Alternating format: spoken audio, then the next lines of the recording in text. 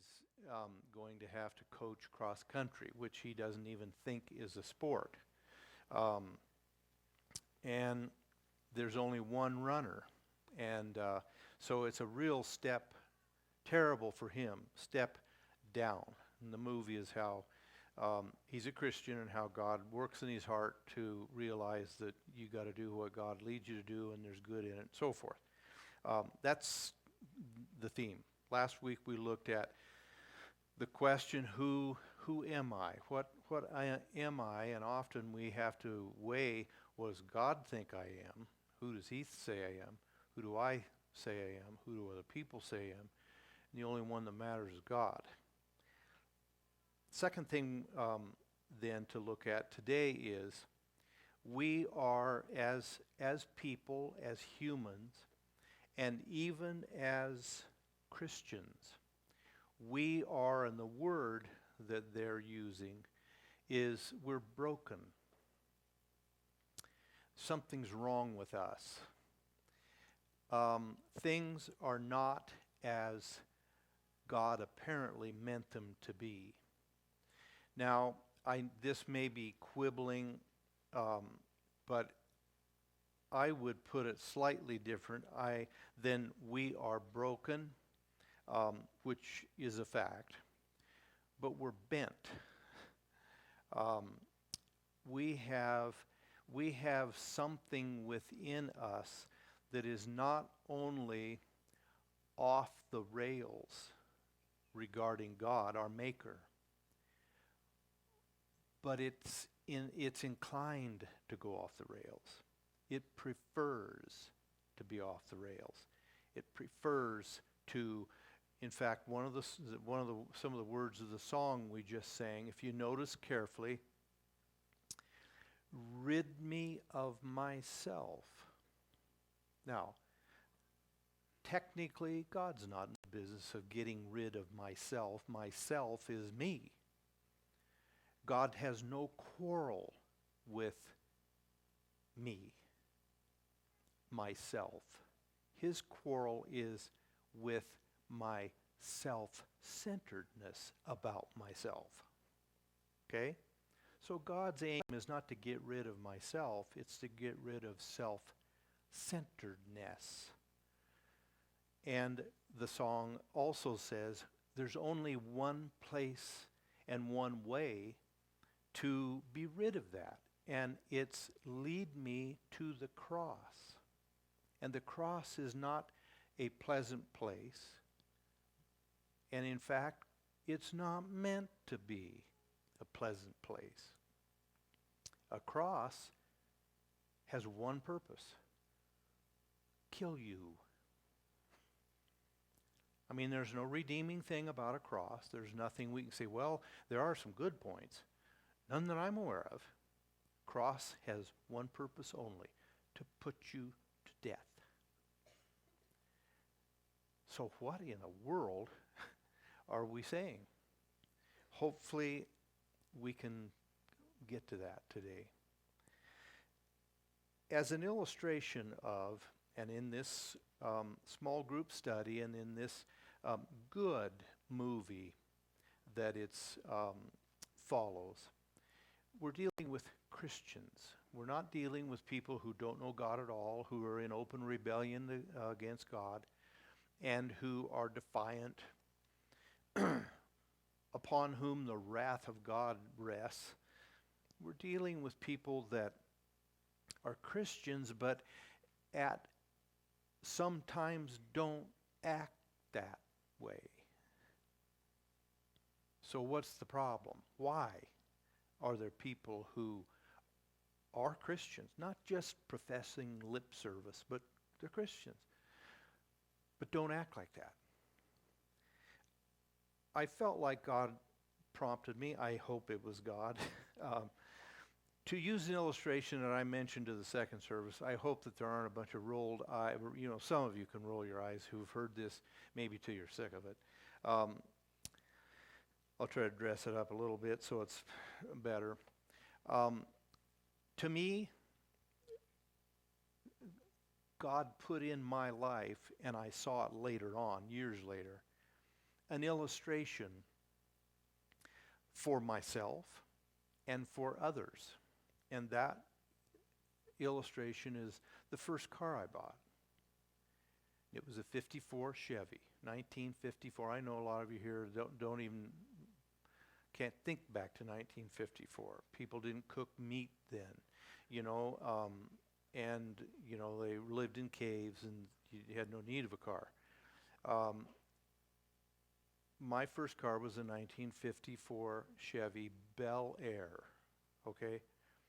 It had not literally spray paint on the side of it, but might as well have had old lady's car, okay? But nobody cared. The minute you turned 16, you had to, in those days, you had to take driver's ed. Before that, then when you turned 16, you went and got your license. And it was different then. The whole driving experience was different. There were two things. You had to take a test, and then of course you had to go drive, and you had the I don't think they do this anymore, but maybe they do. But we had this guy that worked for the DMV. Now, I don't hope nobody here has relatives that work for the DMV, whatever, but you're dealing with somebody that's not a happy person to start with, okay? They're basically got up on the wrong side of the bed, okay? And they're sitting there with a clipboard, and they've got stuff you've got to do. Two things that struck pure terror into your heart as you anticipated getting your license was, one, you had to parallel park, okay? I mean, really, with cars. It wasn't just cones. You had to pull up beside, and you had to do the back end and straighten it out and get next to the curb. And nobody has to do that anymore, okay? But we had to do it. Second thing you had to do, since almost all cars were stick shift, is you had to start on a hill. And they would take you in Eugene, Oregon, where I grew up, they would take you to an incline, and you had to stop. And then you were a nervous wreck anyway, and your legs shaking, and you start to let the clutch out, and you know, and this guy's got one of those foam things around his neck because he's been through it so much.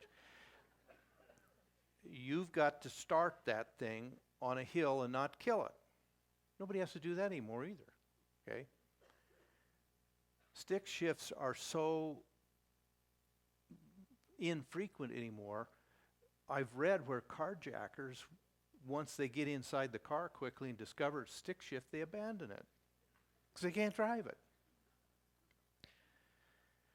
That's all we had then. So if you can get through all that, you are licensed, you're legal, you're supposedly trained, you've memorized the laws, and you've not only passed a test that you can function in a car, you understand the laws of physics that go with it, you understand the legislative laws, and you have promised with your signature that you'll abide by the laws that you have just passed a test on. Yes, I know what they are, and I will keep them. In a sense, that implies something similar to becoming a Christian. I get a certificate from God. I've promised to follow him. I've promised to keep his laws. I've promised to obey his direction. I've promised to stay on God's designated routes. I don't off-road.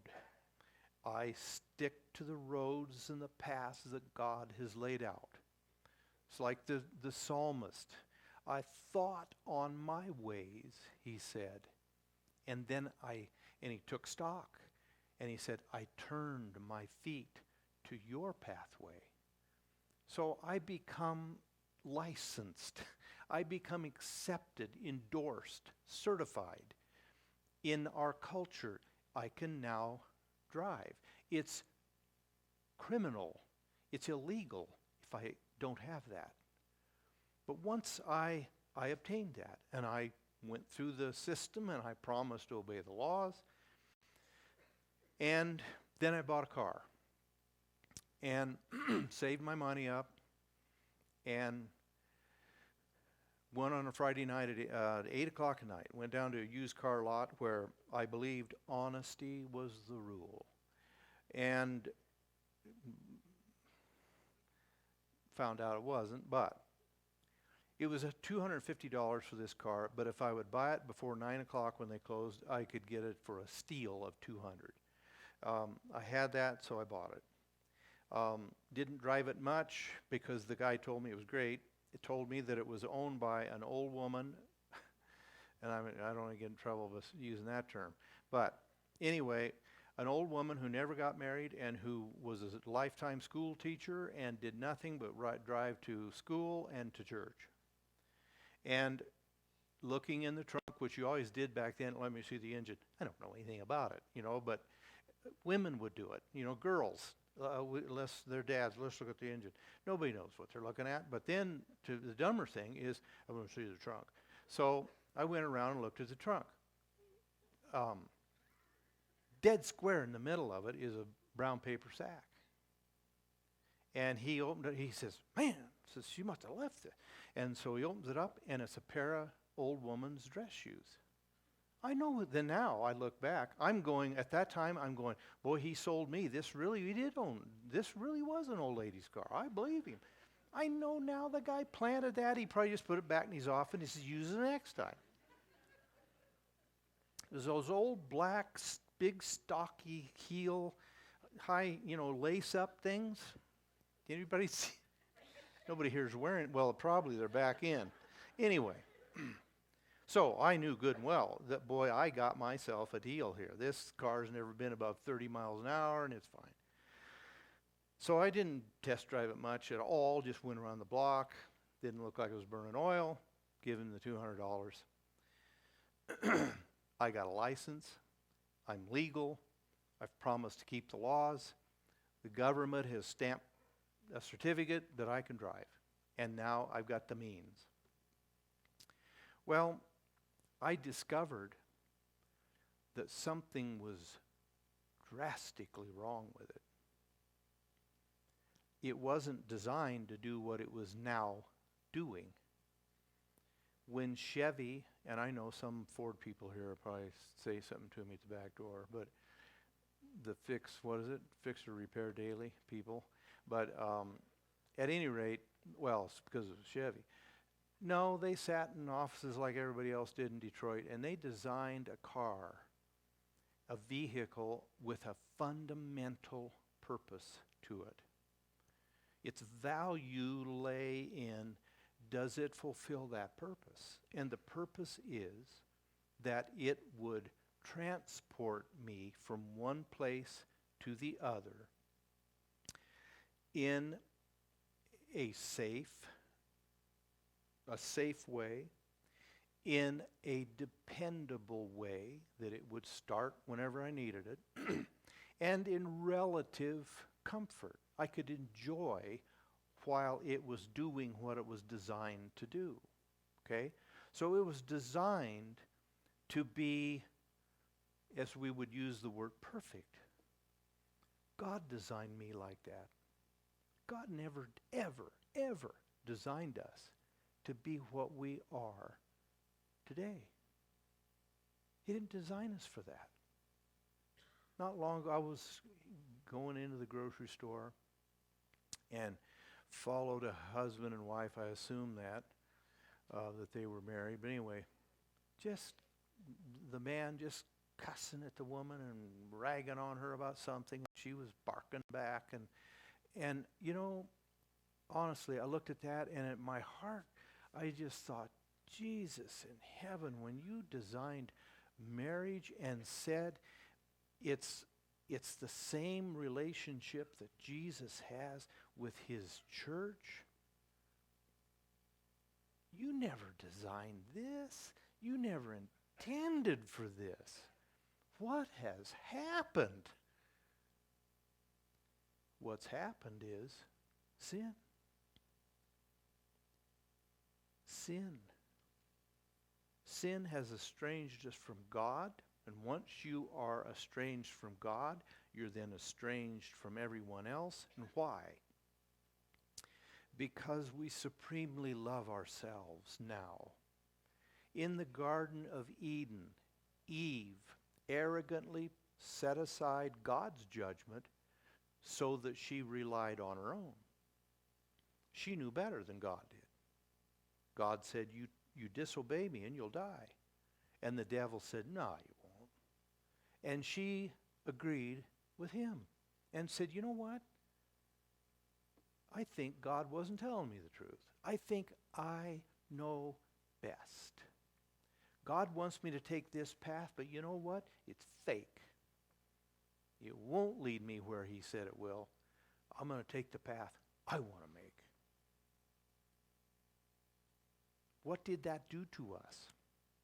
In addition to estranging Adam and Eve from God, all their posterity, that's us, is born not only separated from God, but with a deep inner bent away from God. So how does that relate to this car story? That car's purpose was to take me safely, reliably, legally from one point to the other. Now, were there any things that would oppose that? Yeah. Outwardly, there are rough roads, there are uneven roads, they are banked, they're tilted, there's a crown in the middle, so you're going to tend to go one way or the other. There's ice, there's snow, there's debris on the road, there's wind, there's blinding rain that you can't see. There's all kinds of things. Even if my car was operating perfectly, like it was designed to, I'm still going to face all kinds of hostile things to defeat its purpose. And its purpose is to safely, legally, dependably get me from A to B. So there's all kinds of forces opposing that. That makes sense? That's bad enough. But if I, in my heart, discover the same thing I discovered in my car, it's worse. I discovered once I signed away and gave my money away, I discovered that the used car salesman had lied to me. I know that's a stunning revelation. And again, I hope there's nobody here that sells used cars, and I'm not painting all of you with that brush. He had said it never, remember, it's been driven by an old lady, never got about 30 miles an hour, okay? And it had never, ever been in a wreck. Never been in a wreck. Fine. It was, 14 years old? I don't know. Never been in a wreck. Well, I noticed within days, not very long, I noticed that it had a very strong pull to the right, to the ditch. And I really had to fight it. And the faster I went, the worse it got. Sometimes we think if we can go, faster, it'll get better. But I discovered that the faster I tried to go, the worse it got. And there was just a strong pull. So now, what do I have? I've got wind and snow and rain and slick surface and debris and tilted surfaces and all that. Plus, I had something within that car itself that wanted to go that way. Am I making any sense? That's a bad spot to be in. There's enough outward to get me off of the pathway, the road, the designated route. Now you add to that an internal inclination to the ditch. You've got issues then. I didn't discover that until I began to use it. Christians, this is universal. I don't care what century, I don't care how far back you go, through the whole scripture, through all of the writings of Christians down through the centuries, there is this common confession. We get our license. Man, I was happy, got my license, and things were great, and I had a car. Even though, by the way, I forgot to tell you it was an automatic. Now, that wasn't cool. It was out of chins. Are filled with the euphoria of, I found Jesus. I've got a new slate, a clean slate. My sins are forgiven. My past is under God's forgiveness, under His blood. They've been blotted off of my record. I'm filled with the joy of a 16-year-old who's got a license. Okay? But pretty soon you got to make insurance payments and you got to make, things, the euphoria drops a bit. And somewhere in there, Christians begin to discover something's pushing against me. Something's working against me staying on the path. Something seems to draw me away. The old hymn, "Come thou fount of every blessing, tune my heart to fear thy name," has these words: "Prone to wander, Lord, I feel it. Prone to leave the God I love." We're not talking about a sinner here. We're talking about a Christian. I love God. But I discover, after a while, not immediately, but I discover there is a bent. Something's not as it was designed to be. There's a bent to the ditch. Prone to wander, Lord, I feel it. Prone to leave the God I love. The rest of that verse is, here's my heart. Oh, take and seal it. Stamp it with your image. Seal it for thy courts above. Now that's getting ahead of myself. But there's a remedy for the proneness to wander. We sang about it. Lead me to the cross, where that dies, where God takes that out of my heart, cleanses that bent, so that now my heart is inclined to follow God. James described that Christian heart of trying to drive and stick to God's pathway with everything the world throws at us, yet hindered by an internal bent. He describes that being double-minded. Perfect description. And what's the cure? He says, to you who have a double heart, purify your heart. Go to God for that bent to be removed, so that it's so much easier to be a Christian when I don't have to fight that internal bent the other direction. Now, I discovered then too, let me throw this in. I mentioned that the faster that I went, the worse it got.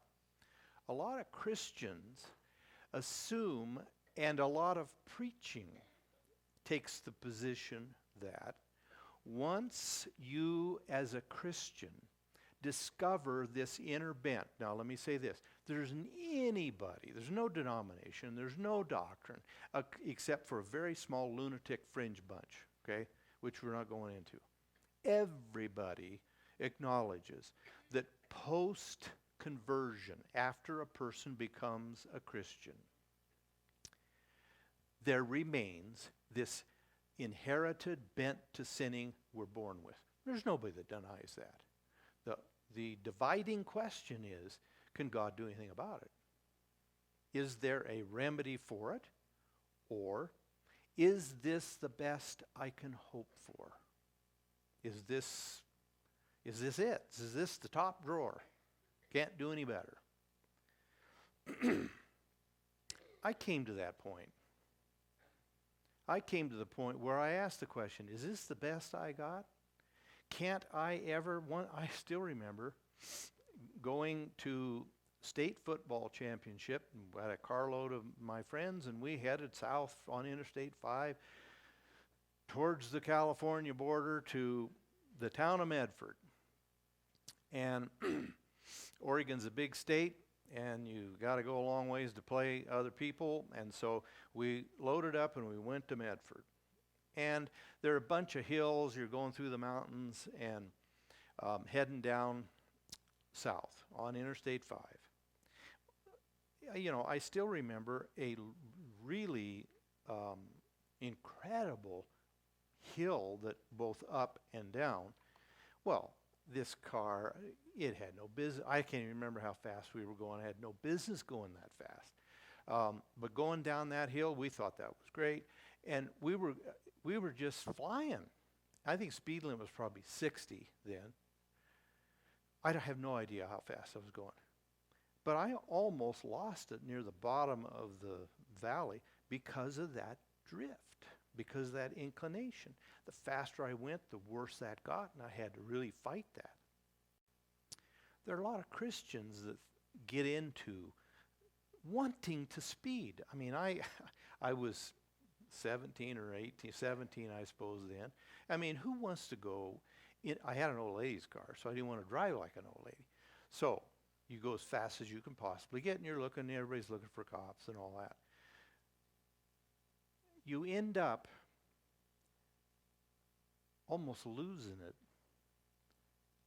Christians get tired of driving slow because we're not designed to deal with that hindrance. We're designed to do better. Jesus said, I didn't come just that you have only life, but you have life abundantly. Spiritually, God doesn't care if you speed. You understand? Get up the road fast. Eat the best nutrition you can get. Grow with God. Make ground spiritually. But I find that when I attempt to do that, actually that opposition, that bent shows up even more clearly. And so that's not the answer. Much of Christianity today tells us that it is the answer. What do you do when you discover this bent? Well, just pray harder and longer. Read your Bible more. Sign up for 15 Bible studies and buy all the workbooks and fill them all out. And do this and do this and do this. And you think if I just hit the accelerator, it's going to get better. But it doesn't. It never does. So finally I got to where I was sick of it. And I thought, if I'm going to keep this car, two things. Either I fix this or get rid of it. Now, I don't want you to be shocked here. I don't want you to think this is over the top. But I'm going to quote Oswald Chambers. Most of us have read his devotional. It's widely used. My utmost for his highest. He said of himself, 4 years in to being a Christian after he got saved, the weariness and the awareness of struggling with this bent to the ditch, this inclination to the ditch, he made a startling statement. He said, I came to the conclusion after 4 years of being a Christian that if this was the best God had to offer, it was a fraud. That's a sharp statement. But why did he make that? Because Oswald Chambers was somebody who served God with all of his heart. So more quickly, that was noticed in his life. Very few people notice it. Do you know why? Because they walk so nonchalantly, lollygagging around as Christians, expecting God to just do everything for us, and if we kind of hang on as a Christian, we're nominal, that's okay. No wonder we don't discover there's something in my heart that opposes walking hard after God. When you don't walk hard after God, you don't discover that. So I got to the place with my car, like Oswald Chambers got with God. He basically said, if this is the best there is, I either have to fix it, there's got to be a remedy, or I'm going to trade it in. That's a difficult spot to reach, but God really brings us to that. He brings us to that, does on purpose. He brings us to the place where we begin to discover, I don't want to go on like this. This low-grade, half-hearted, double-minded Christianity, I'm not satisfied with it. He's the one that creates that dissatisfaction with that in my heart. Why? Because he got better. He has something better. So I got sick of it. And I decided, I'm going to see if there's a remedy, find out what's the matter with it. Well, that's when I discovered that the car salesman had lied to me. It had been in a wild, some kind of a wreck. From on the front end, destroyed the whole right-hand passenger side front suspension. It was a mess. They'd cobbled it back together. And of course, they put a new fender on it and painted it, and then he told me, oh, there's never been a wreck. Well, I discovered then the cause. The suspension on the right side, and I had to buy tires for the right corner because it was so, just scrubbed it off. Then it started making sense to me. Now I see why. Now I can see what's going on. I went to somebody that knew what they're talking about. How about as Christians if we go to God? He designed us. Go to God and say, Lord, what's the matter?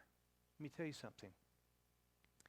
He's a pretty good diagnostician. He'll tell you. And so the mechanic says this thing got slouted in the right front, and it was a fairly significant wreck, and that's what's the matter with it. And then he told me what it would cost.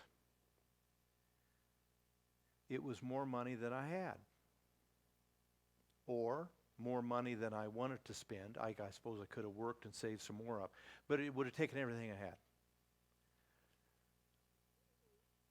You know what I decided to do? Just put up with it.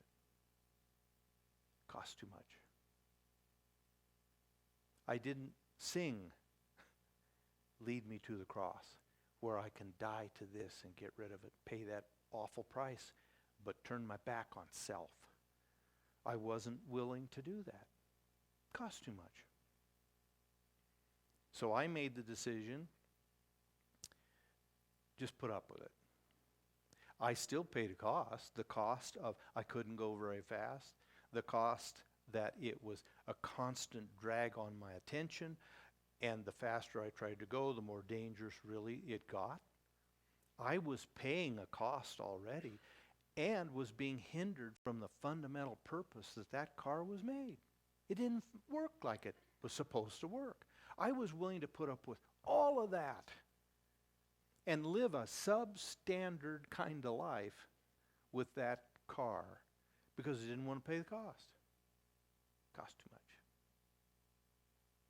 If I'd have been willing to do this, go to the mechanic and commit that car into his hands and give him the keys, he could have done anything he wanted with them, but I trusted him. I could trust him. He won't sell it to a chop shop and I'll never see it again. He won't forge the title or do something and steal it from me. I trust him. Here's the keys. You do whatever you have to do. You don't need to call me at work if it goes over $200. I don't care what it costs. You just fix it. You do it. You know what you're doing. I have that choice. and then I could have a car that functioned according to its purpose. The same thing as a Christian. God brings us to a point where, you know what he really does? Let me remind you of this. When we are converted, there's a birth. When we are filled with the Spirit for the cleansing of inherited sin, there's a death. We need to experience a birth, the new birth. We need to experience a death. A time when I die to me, my agenda, my ambitions, and I take the keys and I give them to God. Also, we sang this morning, I don't own myself. I belong to you. So to refuse to let God do what he wants to do, that's sin. Because I don't own myself. All I'm really doing was when I turn myself over to God is acknowledging the truth. I don't own mine. I never did own myself. I'm just finally agreeing, yeah, Lord, I don't own me. You do. Fix what's wrong with me. Now, I have to quit. Let me just try to clear up anything you may have in your mind as far as questions.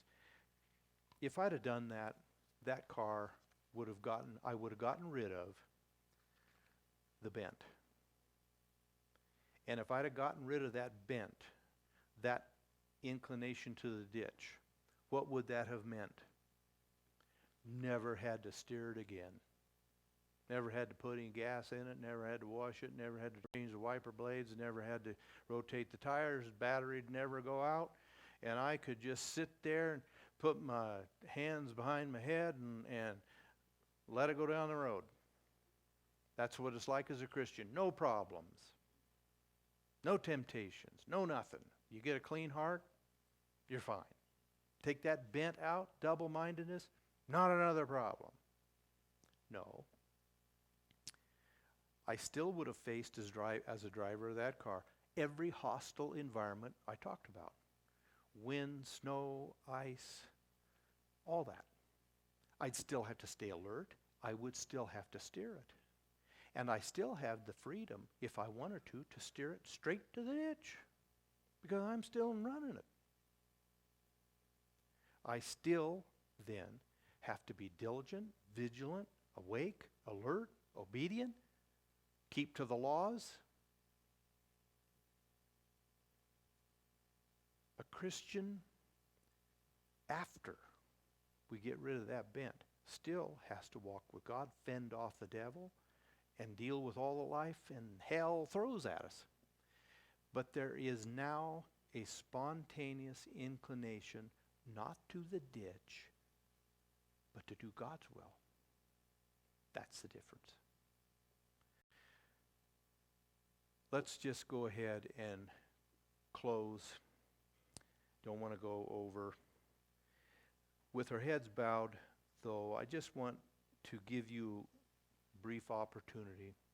Anybody here that knows, I know I'm Christian. I mean, I remember when I got right with God and stumbled or whatever along the way, but by the grace of God, I'm following him. And I am doing my best to walk in the light that he gives me. But I sense that there is a constant undertow drift to the ditch. And I sense it from time to time, sometimes more than others. But I know it's there. And I know it hinders me and it cools my affection for God. And it sometimes makes it easy to succumb to temptation. I want God to bring me to the place where I'm tired enough of it to go to him, the chief mechanic, give him the keys and say, fix it. Whatever it costs, I want it fixed. Anybody just slip your hand up, and by doing that, you're just acknowledging to me, I want prayer that God will help me to diagnose what's going on and bring me to the place where I freely turn myself over to him to do what he needs to do in my heart. And by faith, receive it and be different from that day forward. Anybody just slip your hand up, Say, that's where I'm at as a Christian. Thank you. Anyone else?